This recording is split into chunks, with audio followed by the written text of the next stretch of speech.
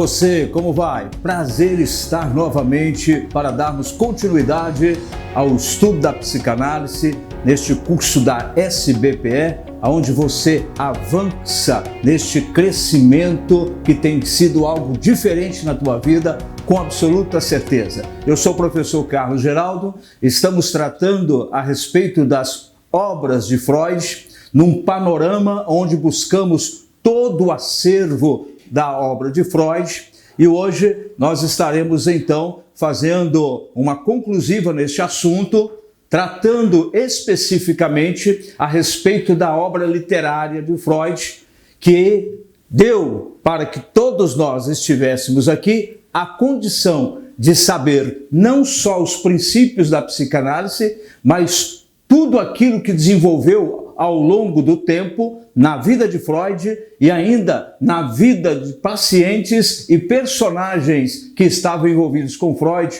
no momento em que ele escrevia, no momento em que ele editava e no momento em que ele vivenciava as coisas do consultório. Então seja muito bem-vindo para este aprendizado.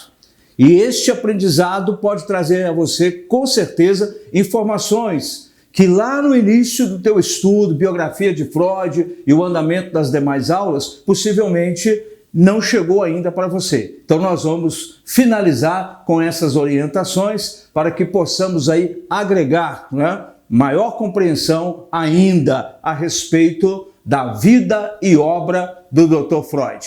Nós vamos estar tratando dos volumes, nós vamos falar dos 24 volumes. Mas vamos nos ater àquilo que é a essência deste escrito.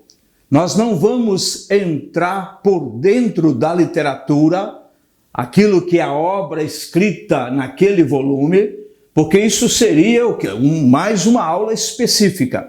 O nosso objetivo aqui é dar a você uma visão panorâmica para que você tenha um conhecimento daquilo que se trata cada volume da obra de Freud. Isso já vai ser um grande ganho para a sua vida, ok?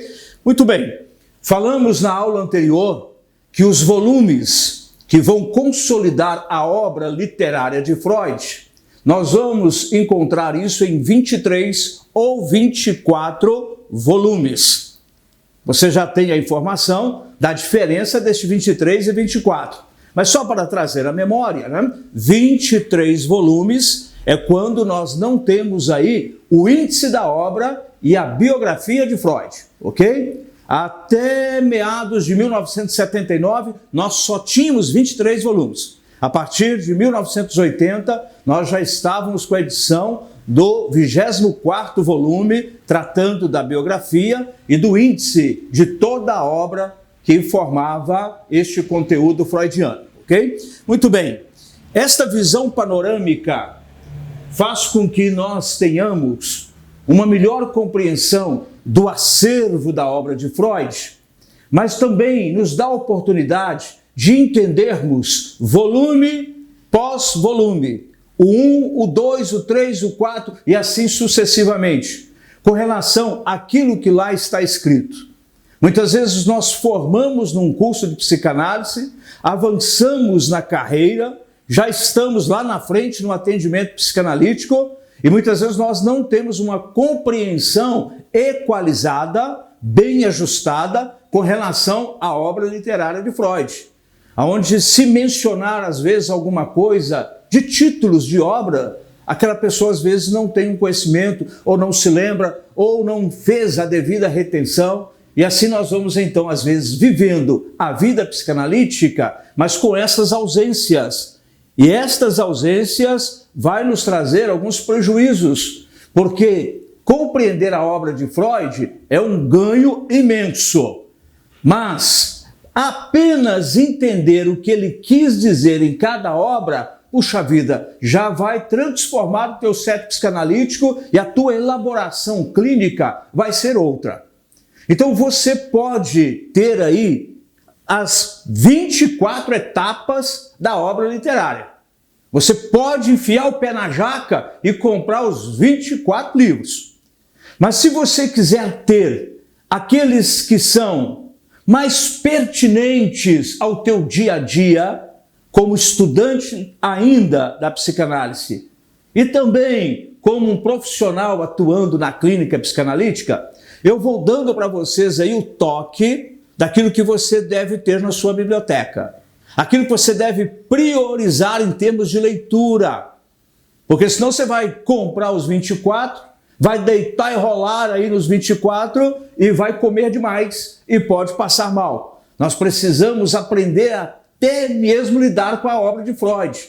Então existem as literaturas mais adequadas para que você possa trazer para a tua vida de estudante e manter isso e ir acrescentando ao longo da tua carreira, ok? Então vamos volume por volume para que você possa entender o que lá está escrito e o objetivo que Freud teve com aquela obra. Muito bem, estamos no volume 1, Publicações pré-psicanalíticas e esboços inéditos. Nós tivemos então este volume sendo colocado à disposição da humanidade em 1899. 1899, ele está envolvido também com outros escritos. Ele está trabalhando também outras teorias. Mas ele vai fazer uma publicação que recebe o título de Publicações pré-psicanalíticas e esboços. Ou seja, aqui Freud escreve a respeito da investigação do inconsciente, aonde ele deixa claro, entre linhas e linhas, que eu sei e nada sei, fazendo aquilo que Sócrates fazia ao andar descalço pelas ruas de Atenas. Eu sou o homem mais sábio do mundo, porque eu sei que nada sei. Então, nessa consideração, Freud vai para este escrito, dizendo, olha, eu sei como é, só não sei ainda como vai ser. É tipo assim, uma incógnita, mas a partir do momento que ele consegue avançar na sua psicanálise e a sua teoria vai se consolidando dia a dia, ponto a ponto, e vai crescendo então as suas certezas, ele vai trazendo outros escritos. Porém, aqueles escritos que tivemos como origem da obra, eles permaneceram, eles permanecem e é pertinente o conhecimento. Mas aqui é o princípio, é o momento que ele chega para falar a respeito da estrutura do aparelho psíquico. E a estrutura do aparelho psíquico é formada por 3 instâncias. Vamos lembrar? Consciente, pré-consciente e o inconsciente. Então ele começa a rascunhar a respeito da formação do aparelho psíquico, o deslocamento da memória, como que isso iria acontecer. Ele traz essas informações preliminares da psicanálise sem ainda ser psicanálise. Ele estava com certezas, mas ainda sem saber como fazer, como chegar lá. E ele vai descobrir isso ao longo da sua trajetória psicanalítica. Então, este primeiro volume são esses rascunhos, são essas intervenções sem muita certeza, mas que foram importantes para que ele pudesse crescer nesta elaboração dia após dia daquilo que seriam as suas teorias. Então, é um volume importante, é o princípio de todas as coisas e é onde ele inicia os primeiros conceitos do aparelho psíquico. Logicamente que ele vai crescer nessas informações. Tanto que lá na frente, lá no volume 14, ele vai falar sobre a metapsicologia freudiana. E essa metapsicologia volta novamente no ensaio do aparelho psíquico, e ali então ele vai estabelecer lá no volume 14, na metapsicologia freudiana, a primeira tópica, segunda tópica, ele vai intensificar as informações do aparelho psíquico, consciente, pré e o inconsciente, e linkando aqui aquilo que nós aprendemos lá no início, que é a teoria do desenvolvimento da personalidade, o id, o ego e o superego. Então, a partir deste conceito, avançou-se mais ainda a psicanálise. Mas este avanço foi lá na frente. Aqui é o princípio e nós precisamos dar valor a este princípio. Volume 2, Estudos sobre a histeria, aconteceu em 1895 aqui. O estudo da histeria foi de uma importância enorme para Freud, mas uma importância para a psicanálise existir. Se você trouxer a memória, tudo começou em função de uma inquietação de Freud, lá no Hospital de Viena, em função da histeria. Ele ficava desconfortado com aquilo que estava acontecendo em termos de aplicação da medicina. E tudo aquilo que ele via em termos de tratamento com os pacientes histéricos não agradava. Ele queria algo diferente. E ele tinha certeza que era possível algo diferente. O fato de não concordar, então, com aquele método de tratamento aonde a medicina chegava sem saber com o que estava lidando, foi o princípio da motivação, foi o evento motivador para que Freud pudesse, então, estudar as questões das neuroses, psicoses, vai avançar com relação ao aparelho psíquico e a partir daí, então, é que nós vamos ter a psicanálise tomando forma sem ainda ser psicanálise. Volume 3, Primeiras publicações psicanalíticas. Ainda 1899. Freud, então, vai começar a publicar resultado dos seus ensaios. Aqui ele vai falar a respeito do aparelho psíquico, mas aqui ele já vai tratar a respeito das questões da personalidade, trazendo um volume maior com relação ao recalque, o conteúdo reprimido, aquilo que acontece a partir de um gatilho, tudo que envolve o conteúdo que está lá, bem recalcado, bem escondido, questões que hoje nós tratamos com uma normalidade incrível. Mas estas primeiras publicações traziam novidade. Freud ainda traz aqui as informações a respeito do id, ego, superego. Vamos avançar aqui ainda nas primeiras publicações a respeito da teoria da sexualidade. Vamos ter aqui as primeiras publicações com relação aos seus ensaios no que dizia a respeito às fases do desenvolvimento lá na infância, fase oral, anal, fálica.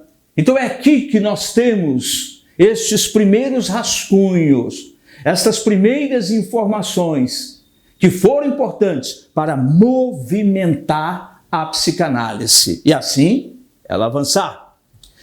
Volume 4. O volume 4 nós temos a primeira parte de interpretação dos sonhos. Primeira consideração que precisamos aprender aqui. Freud não escreveu uma obra interpretação de sonhos. Eu já ouvi pessoas falando a respeito de uma obra extraordinária de Freud chamada interpretação de sonhos. E, no entanto, é interpretação dos sonhos. Ele faz uma consideração a respeito da interpretação dos sonhos que ele tinha, dos sonhos dos seus pacientes, dos sonhos a partir do tratamento psicanalítico. E ele então vai revolucionar o tratamento psíquico a partir do momento em que ele traz essa ferramenta para consultório e começa então a escrever sobre isso e vai lançar então essa obra magnífica que num primeiro instante não avançou, conforme nós aprendemos na última aula. O seu lançamento em 1899, com a chancela 1900, vendeu 300 e poucos volumes apenas, E interpretação dos sonhos, só depois da morte de Freud, é que vai deslanchar como uma obra de maior interesse na humanidade. Então, a primeira parte de A Interpretação dos Sonhos está no volume 4. E aqui nós temos 363 páginas. E na obra seguinte, que é a continuação de Interpretação dos Sonhos, nós então voamos para 364 até 777. Ou seja, um volume grande, um texto enorme, trazendo muita informação a respeito das questões dos sonhos. Tudo que envolvia sonhos, para Freud, era um celeiro. Ele tinha um interesse muito grande pelos sonhos que as pessoas tinham. E ele analisava, ele trabalhava numa forma científica para fazer com que aquilo pudesse trazer a ele, Dr. Freud, melhores ferramentas para avançar no tratamento psicanalítico. Então, a Interpretação dos Sonhos, 2 volumes, parte 1, parte 2, e tudo isso que nós temos aqui em Interpretação dos Sonhos foi a partir dele mesmo. Freud começou a interpretar os seus próprios sonhos. Ele mesmo vai dizer assim, olha, 1895 seu pai morreu. Quando ele perde o pai, ele vai sofrer a beça com a perda do pai. Mas ele vai dizer que houve um conforto, um consolo. E na fala de Freud, então, nós teremos: a morte de meu pai revolucionou a minha alma. Porque a partir da morte do pai de Freud, ele começou a sonhar e lembrar dos sonhos. E estes sonhos era um momento em que Freud vivia como criança lá na sua casa, na convivência do pai, da mãe e dos seus irmãos. E Freud então viu isso como um caminho fantástico para que ele pudesse avançar nos seus feitos, intensificar os seus ensaios científicos com relação à análise do inconsciente e interpretar os seus próprios sonhos, fez com que ele inclusive se isolasse um tempão, período que ficou conhecido na história freudiana como isolamento esplêndido. E ele então sai do isolamento esplêndido com interpretação dos sonhos e vai publicar isso e vai fazer com que isso se tornasse uma ferramenta extremamente eficaz até os dias de hoje, para que nós possamos ressignificar conteúdos dos nossos pacientes a partir do momento que estes relatam os seus sonhos lembrados. Porque sonhar nós sonhamos, nós não lembramos às vezes. Tem pessoas que dizem, eu não sonho. Não, nós temos essa movimentação de sonhos quando nós estamos dormindo. Nós não lembramos. Porém, quando nós estamos no processo da análise, há um estímulo para que nós possamos sonhar mais e lembrar mais, para que nós possamos levar isso para a clínica, para o centro psicanalítico, e o analista vai pegar isso como celeiro lotado, cheio, para poder trabalhar as questões psíquicas daquele paciente, ok? Volume 6. No volume 6, nós temos a psicopatologia da vida cotidiana. Compra esse, meu amado. Compra esse, amada. Vocês precisam mergulhar nesta literatura. Volume 6, internet, compra só o livrinho, vai achar baratinho, R$ 28,90, R$ 32 e não sei quanto. Um investimento que vai valer a pena. Conforme eu disse, quer comprar a obra toda? Não tem problema. Mas às vezes não é esse o teu objetivo, eu quero comprar aquilo que é mais pertinente. Volume 6, a psicopatologia da vida cotidiana. A exemplo de um outro texto de Freud, que é O Mal da Civilização, quando você faz a leitura destes volumes, parece, Marco, que nós estamos lendo o Jornal do Dia. Como que é interessante. Quando Freud escreve a psicopatologia da vida cotidiana, mal tinha tirado o pé do século XIX. E quando você vê este texto, como que ele é atual, como que a nossa sociedade mudou, mas nas mazelas psíquicas, elas continuam exatamente iguais. Então, é uma das leituras mais fáceis das obras de Freud. É uma leitura tranquila, onde você não tem uma dificuldade de compreensão, porque de repente vem termos técnicos, vem coisas que às vezes pode te atrapalhar um pouquinho. Leitura fácil, você entende com tranquilidade. Então, sugiro a você começar por aqui. Volume 6, A Psicopatologia da Vida Cotidiana. Como o próprio nome diz, vida cotidiana está ligada à prática do nosso dia a dia. Aí você encontra, então, uma identificação com esse texto de Freud, trazendo para o teu dia a dia, trazendo para a tua vida cotidiana, ok? Texto gostoso, vale a pena você ter aí este livro, baixa então na internet, mas tem aí o conteúdo, de alguma forma, para que isso possa te ajudar e agregar maiores informações. Volume 7. Volume 7 vai trazer um caso de histeria, 3 ensaios sobre sexualidade e ainda outros trabalhos de Freud.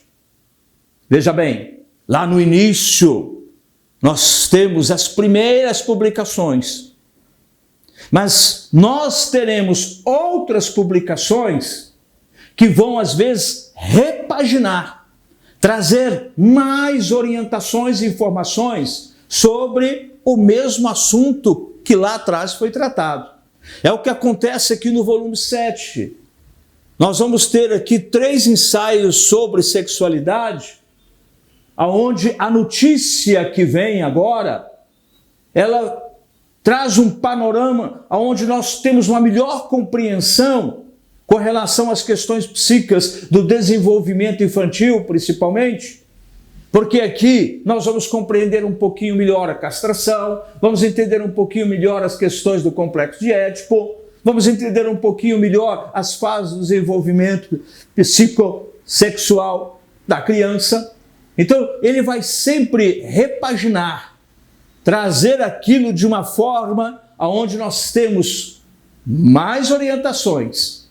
Então, os volumes vêm vindo e muitas vezes um texto se repete, porém repaginado, com mais orientações, com mais informações.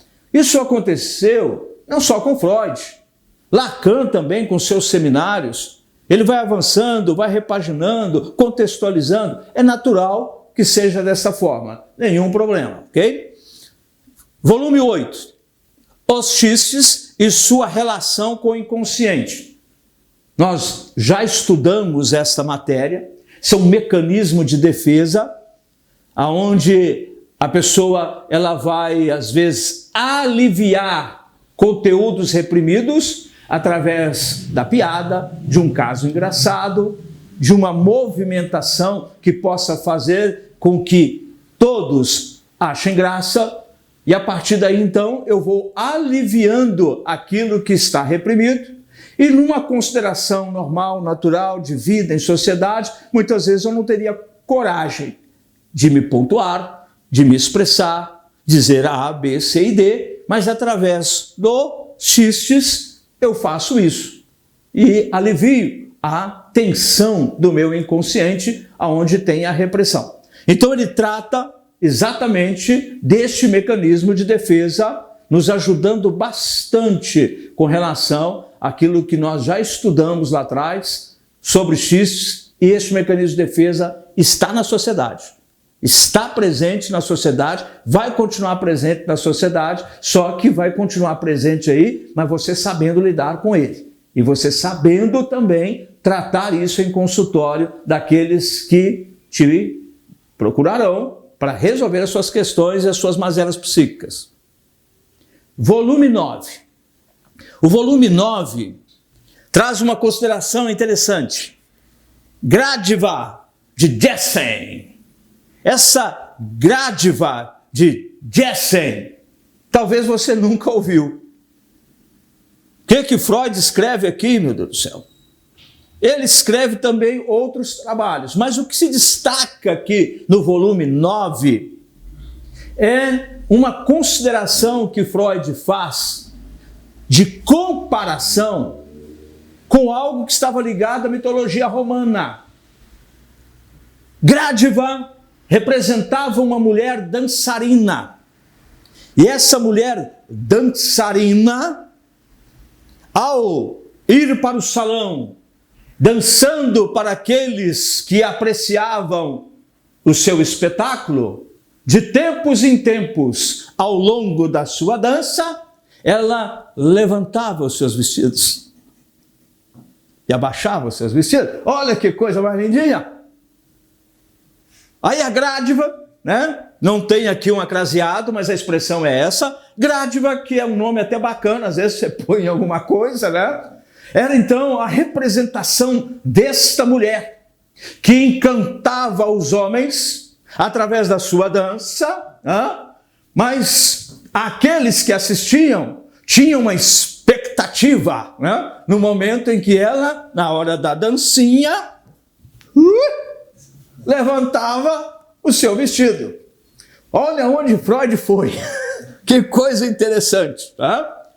Mas olha só, isso é um texto de literatura. É um texto de literatura. Por isso que é Gradiva de Jessen.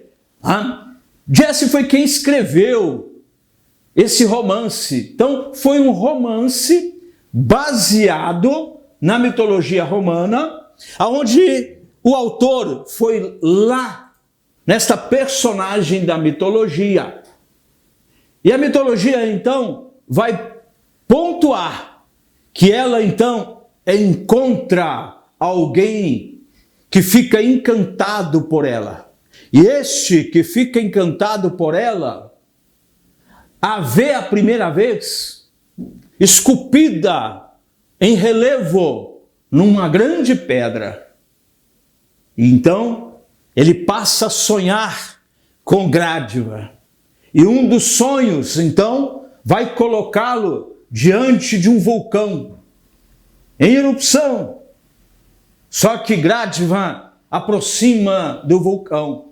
E no sonho, este apaixonado fica desesperado para tentar salvar a sua amada. Porém, não dá tempo.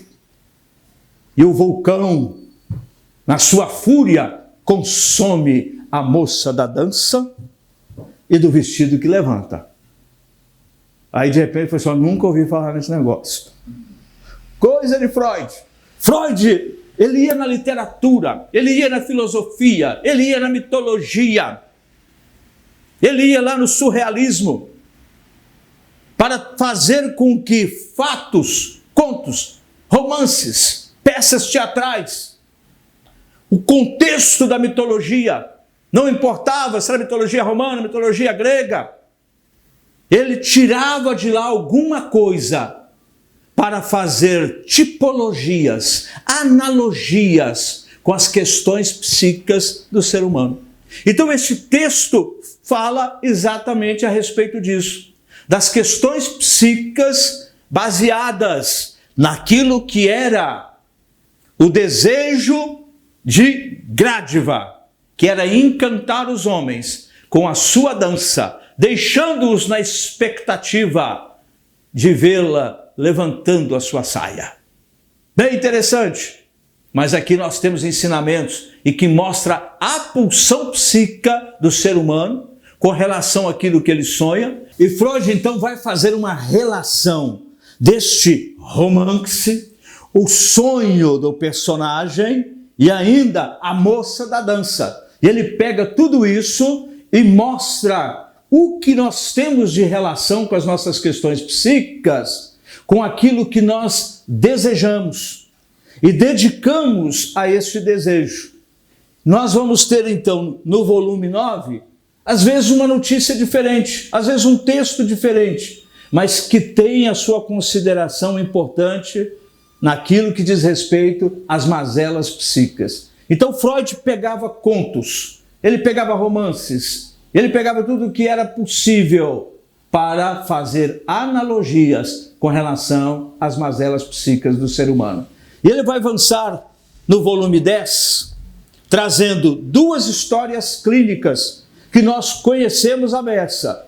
Nós que estamos aí mergulhados na psicanálise, é um texto muito comum na nossa vida de psicanalista, só que é muito comum já lá na vida de estudante. E eu tenho certeza que vocês já passaram, pelo menos com a notícia a respeito destes fatos escritos por Freud. Duas histórias clínicas, sendo o Pequeno Hans. Nós estudamos o Pequeno Hans. Nós temos módulo no estudo, que são estudos de casos, não só os casos contemporâneos, mas os casos de Freud. E um dos casos que nós estudamos é o Pequeno Hans, mas também o Homem dos Ratos. E aqui no volume 10, nós temos então as considerações freudianas dentro deste aspecto. O Pequeno Hans, a tratativa que ele recebeu com relação às suas mazelas psíquicas, e ainda com uma informação interessante. Freud, quando está tratando deste menino, que ele chamou de Pequeno Hans, ele teve uma interferência positiva muito grande do pai deste menino. Então Freud começou a tratá-lo, mas o pai estava também envolvido. E Freud viu isso como importante e trabalhou numa parceria com o pai deste menino.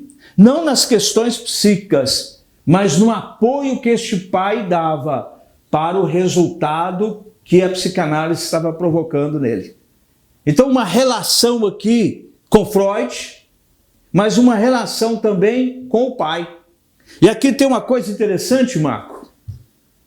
Sigmund Freud pegou o Pequeno Hans para cuidar e chamou o pai e disse: pai, você vai cuidar junto comigo. Ok, perfeito. E nessa relação, Freud vai cuidando do menino e sem o pai saber, ele tratou o pai tanto quanto o menino. Dr. Freud, maravilha. Então aqui nós temos informações que enchem os nossos olhos. Nós ficamos encantados com a vida do Dr. Freud, as obras do Dr. Freud, mas nos encanta o seu comportamento, como ele fazia as coisas acontecerem. E o volume 11? No volume 11, 5 lições de psicanálise. E essas lições de psicanálise estão baseadas em Leonardo da Vinci e outros trabalhos. Então, exemplo daquilo que nós falamos anteriormente, que ele vai lá na mitologia romana e ainda busca em outros aspectos dos acontecimentos estruturais do mundo, ele foi Leonardo da Vinci. Ele vai fazer citações de Leonardo da Vinci. Nós não temos, hoje na humanidade, quem tenha inventado tanta coisa como Leonardo da Vinci. Muitas vezes nós temos Leonardo da Vinci apenas como um artista, um grande artista, mas ele era inovador. Ele era uma pessoa que criava com uma facilidade, inventava com muita facilidade. E chama a atenção de Freud, tanto que ele cita Leonardo da Vinci no volume 11 e faz comparativos com o seu comportamento artístico e a relação com as mazelas psíquicas do ser humano. Volume 12. Volume 12 é o caso Schubert, Daniel Schubert. Aqui também é muito interessante. O volume 12, ele trata do caso Schubert, Daniel Schubert, artigos sobre técnicas e outros trabalhos. Ou seja, um volume que vai tratar de questões diferentes da psicanálise, porém dentro do mesmo volume. Mas aqui, o caso Schubert chama atenção no seguinte: Daniel Schubert, ele era juiz. Só que ele não foi paciente de Freud. Ele escreveu um livro a respeito dele mesmo.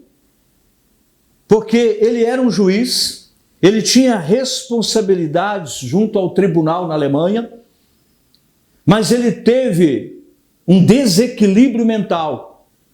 E isso chamou a atenção de Freud em função desse desequilíbrio, aonde ele passou então a ser uma fonte de estudo em função da sua paranoia. Então, Daniel escreveu um livro a respeito dele mesmo, mostrando um homem que ficava nervoso. E este homem que ficava nervoso, o seu desequilíbrio o tirava da realidade.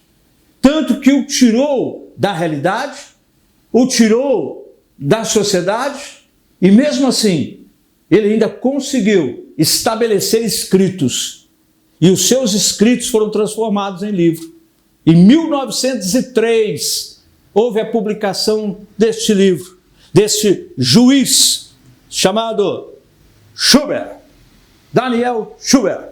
E esse Daniel Schubert fez com que Freud ficasse inspirado para escrever a respeito das paranoias, não só das questões das neuroses, psicoses, mas ele avança no paranoide a partir do que? Da leitura de um livro de um personagem da vida da sociedade.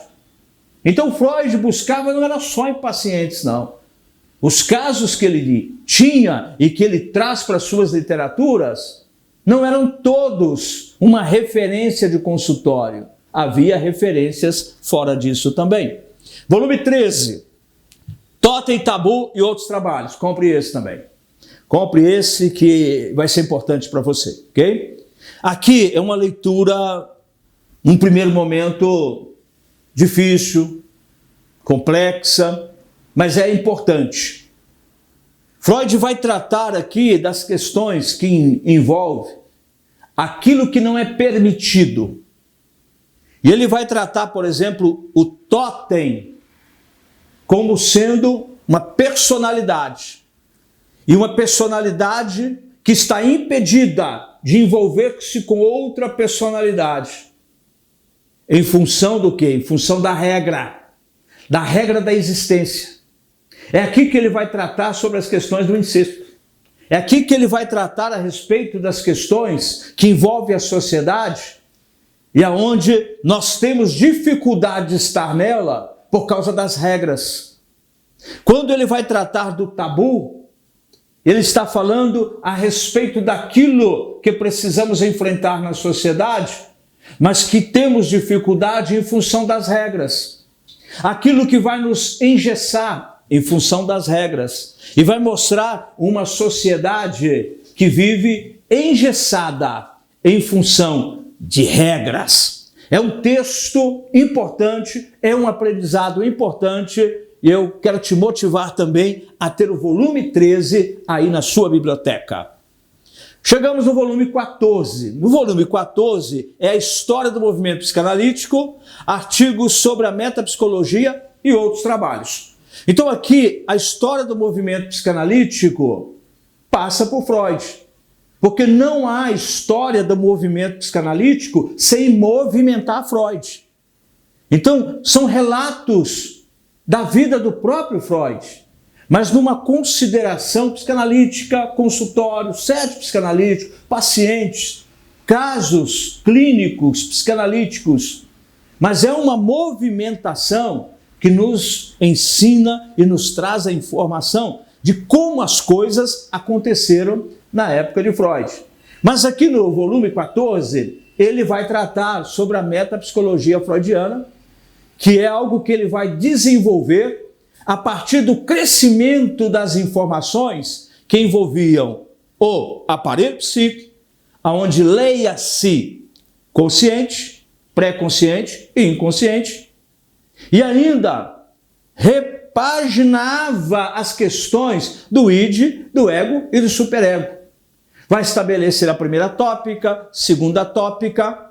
Então, a metapsicologia freudiana nos traz informações pormenorizadas, com mais detalhes a respeito daquilo que era o tratamento com relação ao deslocamento da memória, saindo do consciente, indo para o pré e depois sumindo no buraco chamado inconsciente. É aqui que nós vamos ver ele tratando questões pormenorizadas a respeito da pulsão de vida, pulsão de morte e outras considerações que nós já estudamos dentro dessa matéria. Então, se você quer, na obra de Freud, ler sobre este assunto, volume 14, ok? Vamos chegar agora no volume 15. Conferências introdutórias sobre a psicanálise, parte 1 e 2. Aqui nós temos relatos de conferências de Freud.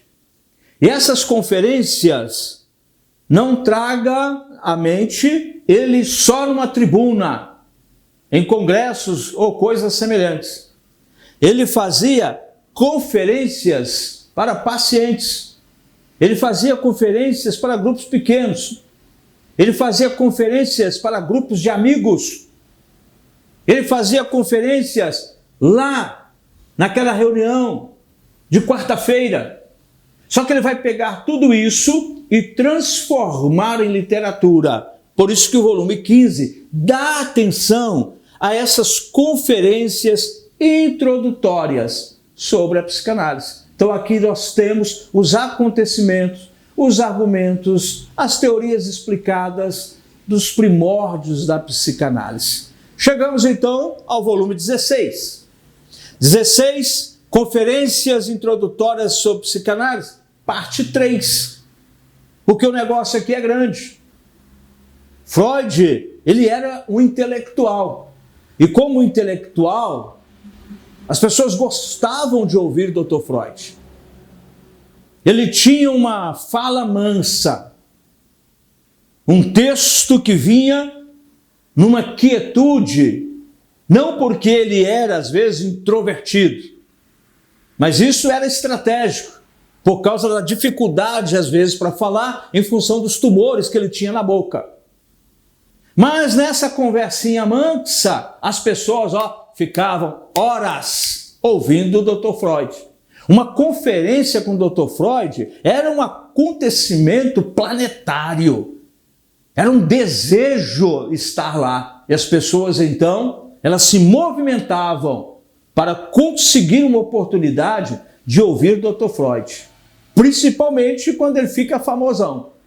E ele, então, vai participar de muitas conferências, ele vai estar presente em muitos congressos, ele esteve presente em vários congressos da IPA.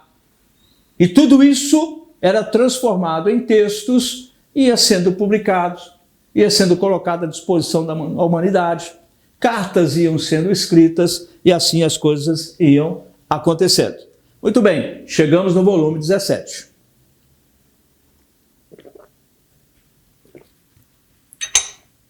Volume 17, uma neurose infantil. Aqui nós temos considerações de Freud que vai nos trazer orientações importantes a respeito do desenvolvimento psíquico da criança. E aqui nós vamos ter aquelas orientações freudianas das teorias que envolvem as fases do desenvolvimento, as considerações do oral, do anal, fálico, genital. Estão aqui, volume 17. Mas ele trata como uma neurose infantil.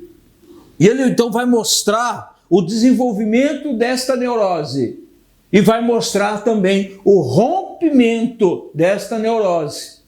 A partir do momento que as considerações do Édipo, ela é bem rompida, as questões da castração é bem ajustada, o narcisismo se ajusta, se equilibra. Então, a partir daí, então, teremos uma criança na vida adultiva bem organizada, ok? Volume 17, então ele trata dessas considerações da criança.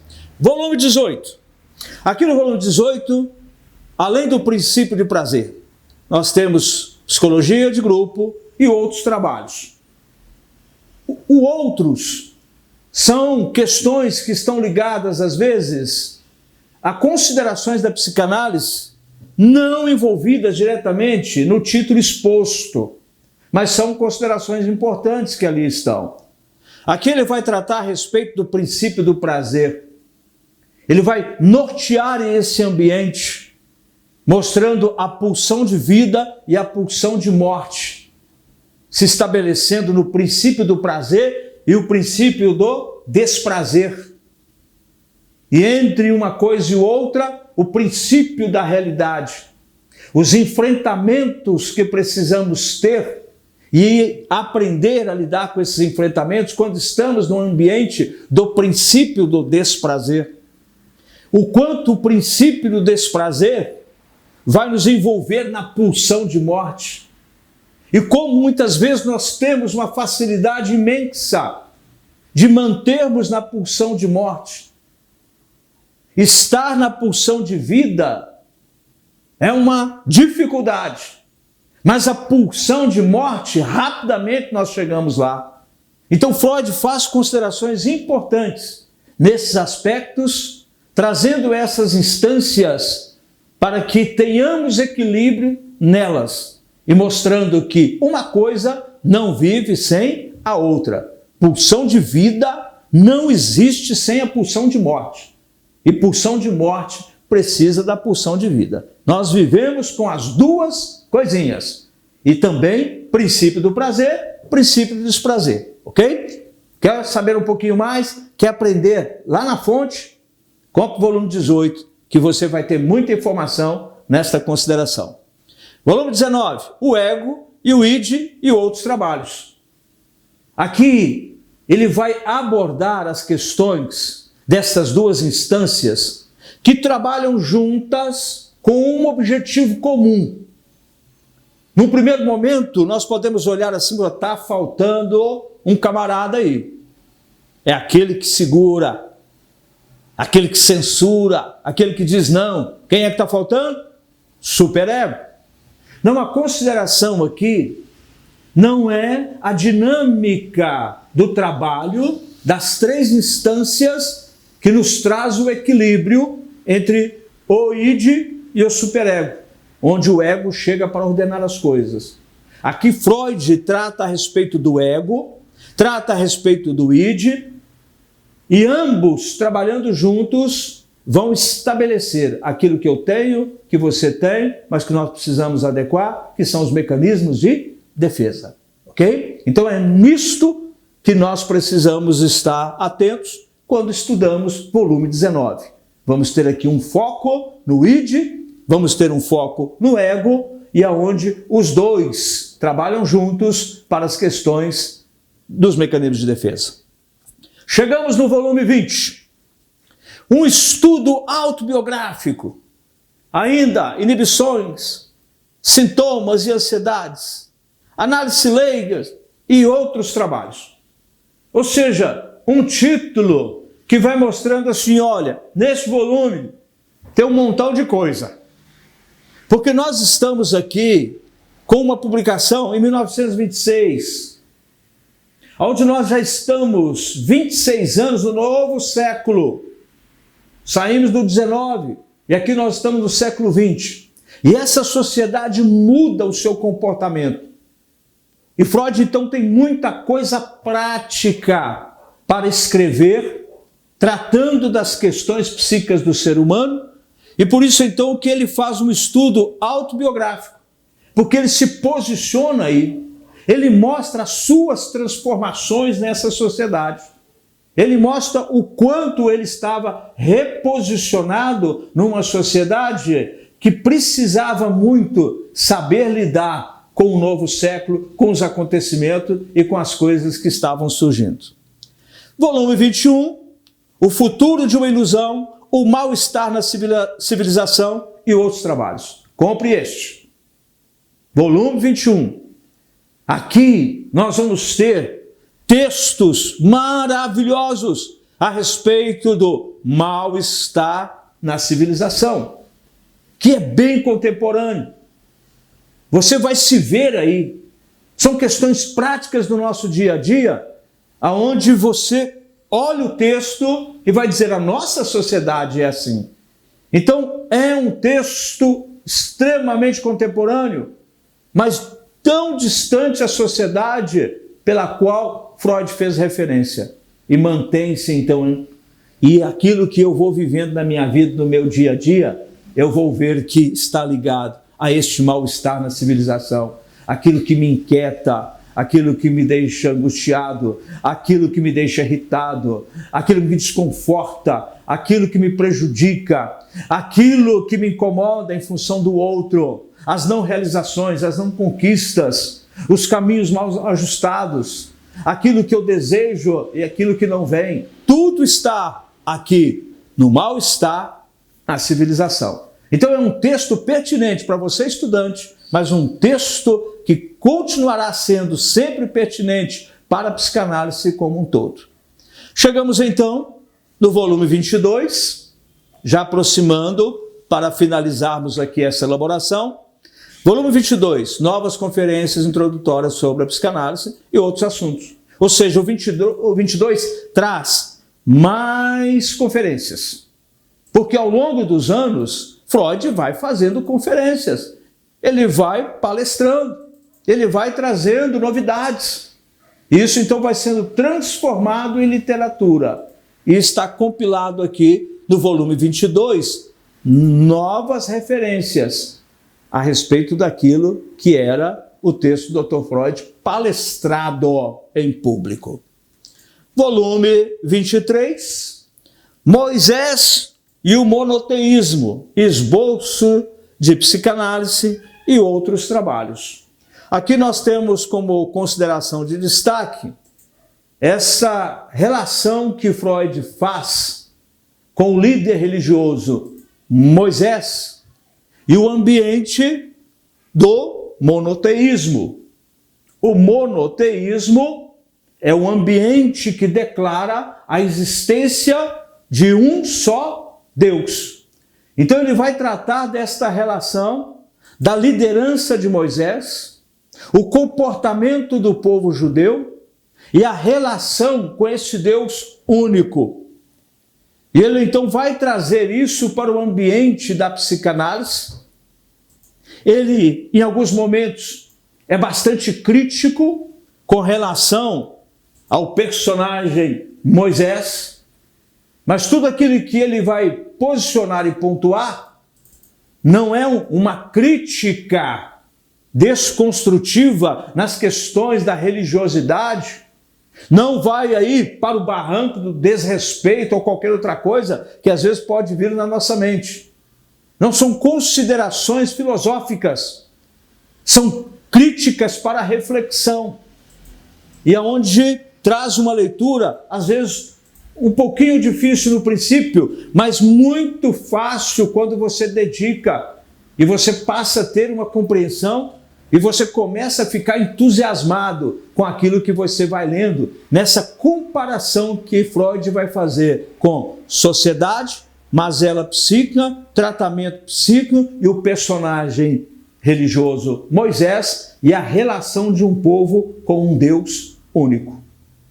E algumas editoras, hoje praticamente quase todas, têm o volume 24, que são os índices e a biografia de Freud. Até 1979, nós só tínhamos 23, mas a partir de 1980, nós tivemos aí o ingresso de mais um volume e esta inserção aumentou, então, a nossa oportunidade de conhecimento da obra do Dr. Freud. Aí você tem, então, 24 volumes. Se quiser comprar tudo, procure comprar, então, os 24. Mas você pode ir comprando isoladamente. Volume 14. Volume 21. Agora eu vou esse aqui, eu gostei desse aqui, esse 15 é bacana. Não gostei do 9. Me interessei aqui, ó, é por esse 22. Então você tem aqui à disposição uma biblioteca, onde você vai escolher o livro, para que você possa baixar na internet, se conseguir, comprar isso da forma que desejar. Mas eu quero também te motivar, assim que for possível, Eu tenho esse hábito, não sendo possível muito neste momento, mas de entrar em livrarias, onde nós temos acervos, de um modo geral, da psicanálise. E ali então tem à disposição livros de Freud.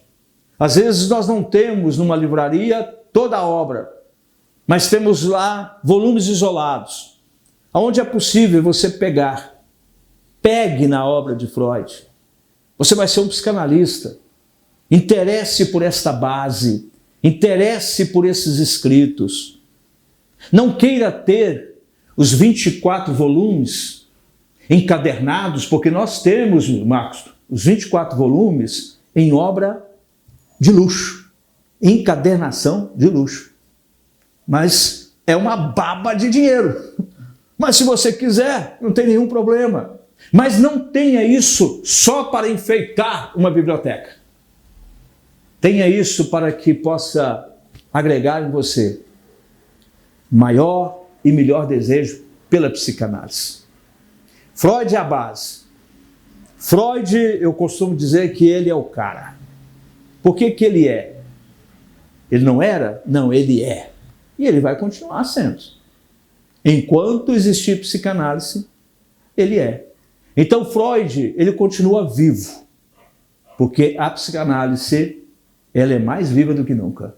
Então, enquanto tiver psicanálise, ele é o cara. Por isso, deixa a psicanálise só entrar na veia. Ame essa ciência. Porque você, como estudante, se começar a ter essas percepções e internalizar esses desejos, você vai ser um psicanalista, uma psicanalista de mão cheia. E isso vai fazer uma diferença enorme, porque vai crescer em você a essência da psicanálise, que é o amor. O amor pelo outro, o amor por tratar o outro e o amor em ver o outro ressignificado e melhorado. Obrigado pelo teu carinho, por acompanhar conosco essa aula. Foi um prazer estar com você e até uma próxima oportunidade.